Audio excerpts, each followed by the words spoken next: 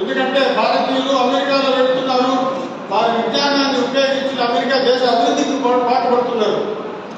అది వీరికి నచ్చడం లేదు. వారు ఇక్కడ వచ్చి డబ్బు తీసుకుని వెళ్ళిపోతున్నారు అనేటువంటి ఆలోచన. అంతేకాకుండా భారతదేశం అభివృద్ధి చెందుతూ ఉంది.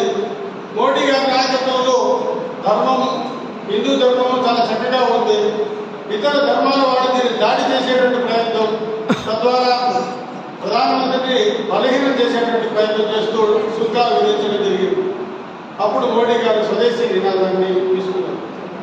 ఈ స్వదేశీ నినాదం ద్వారా మనం వస్తువులను మనమే తయారు చేసుకోవాలి.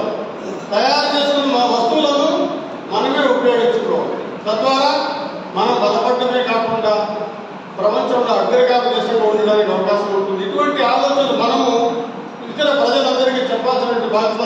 ఇటువంటి సమావేశాల్లో మనం ఇవన్నీ చర్చించుకొని మన ఇంట్లో పాటించాల్సిన బాధ్యత మనందరిపైన ఉందనేసి తెలియజేసుకుంటూ, మరొక విషయం, ఇది శ్రీ ఉద్దండ గణపతి వేద పాఠశాల ప్రాంగణం.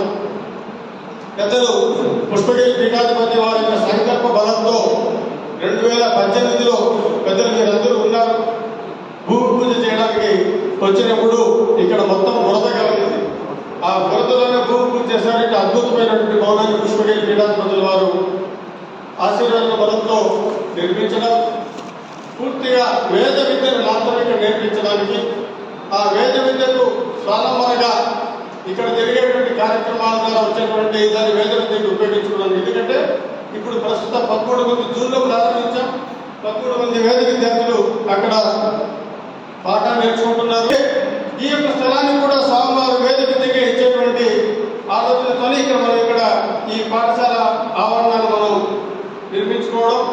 ఈ యొక్క ఆవరణ పాఠశాలలో వేదం జరుగుతూ ఉంది, వేద విద్య జరుగుతుందని తెలుసుకోవడానికి మనం ఇక్కడ కార్యక్రమాన్ని ఈరోజు ఏర్పాటు చేసుకోవడం కూడా స్వామివారు మీరు ఇక్కడ ఏర్పాటు చేసుకోండి. తిరుపతి బ్రాహ్మణ సమాజం ఇక్కడ కార్యక్రమాలు పూర్తిగా చేసుకోండి, మీరు కూడా ఇక్కడ ధర్మ కార్యక్రమం పాల్గొనేటువంటి స్వామివారు చెప్పడం వల్ల ఈ కార్యక్రమాన్ని ఇక్కడ ఏర్పాటు చేసుకుంటాం.